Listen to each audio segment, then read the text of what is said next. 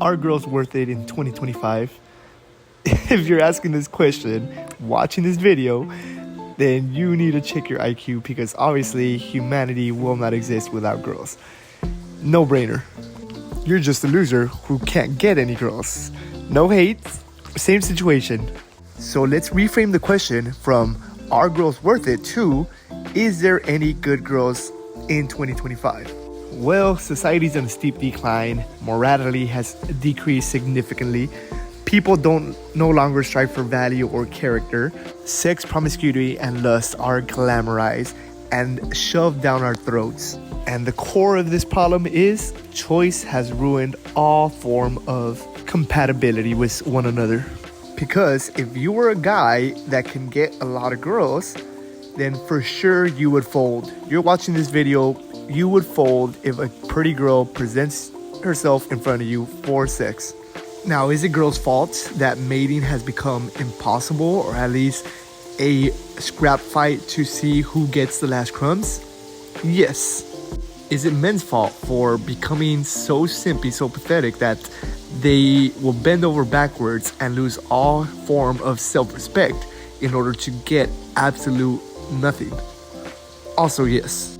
And of course, let's not forget to blame, I don't even want to say society. Let's say how it is. It's hard not to believe in the devil when things like this happen. The deterioration of relationships, deterioration of family, and the deterioration of love. What, you think righteous people want to be degenerate? You think people with moral character will degrade themselves in clowning and buffoonery just to get the attention of a girl? You think that it's a coincidence that everything that goes against what God says is bad for us or shoved down our throats? No, this is clearly the work of Satan. This is clearly the work of demon. Now, let's talk solutions. I posted in my other video ways to how to boost your attractiveness even though you're a 5, so you'll at least be visible. However, you're still running into the problem of if you go down that route, it'll lead to promiscuity, it'll lead to heartbreak, backstabbing, it'll lead to a form of degeneracy which you have not experienced before. Remember, I've lived that life. I lived my life as a sub 5. I tried so hard, all that improvement stuff, just to get a scrape of pussy. And it led to me getting played, me becoming conniving and manipulating girls, me seeing the worst in people as they hop from one partner to the next, using me as a stepping stone to someone better. And most gut-wrenching, worst of all, it leads to a life of regret. A life that you disappointed God. A life of, now you're kind of broken and you see relationships so bitterly. You see good men fall into marriages, break up, even though they do absolutely nothing wrong. So now let's answer the question. Remember, dating, relationship, and most importantly, love will always be worth it. However, are there any good women deserving of that? The answer is yes, because if the world was truly wicked, God would destroy us just like Sodom and Gomorrah. Remember, Lot asked, if there is 20 righteous people in that city, will you spare them? God said yes. And then he asked again, if there's 15 righteous people, will you spare them? God said yes. What about 10? God also said yes. Lot dwindled it down to, how about 5? And God said, if there is 5, I will spare them. So yeah, there's good people out there. There is good girls worth all this love, worth all your hard work, sacrifice, worth staying positive or optimistic for.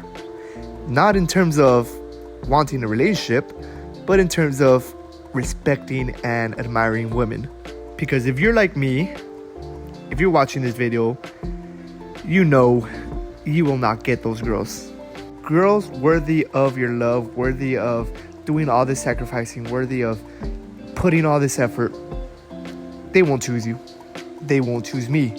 They have so many options that, of course, they are gonna choose the best guy, morally speaking, character speaking, virtually speaking. Or at least not settle for someone who isn't as aesthetic as her.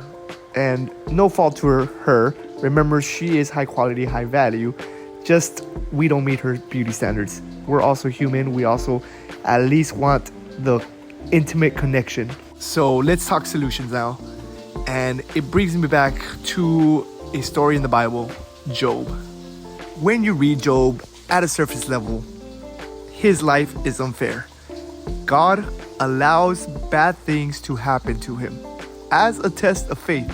First of all, it starts the story with God allowing Satan to get a hold of Job, which should open up a whole box of questions that you have. Secondly, God allows Satan to push Job to the absolute breaking limit of a human. We're talking about extreme form of everything that makes life seem unfair. Job is a righteous man, yet he suffers through skin disease. His friends blame him. He loses all his money. He loses all his family. He loses the ability to interact with society. He is shunned out because of leprosy. So yeah, when you read it, at least on the first time, at least when I read it, you kind of feel this sense of, why doesn't God step up? Why doesn't God, being all-powerful, intervene? Why doesn't God seem to be fair in life? How some people can do so much wrong and yet get away with it, and how people can do so much right and yet get punished.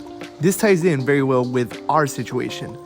We do everything right, or at least we try to strive to be the best man, and yet girls will not pick us no matter how hard we try, no matter how noble we are, no matter what we do. Life seems unfair, right? Why doesn't God do a better job at governing? Why doesn't God, even though I try, even though I pray, even though I do all this stuff, why doesn't God give me a girl? And that's the point of the story.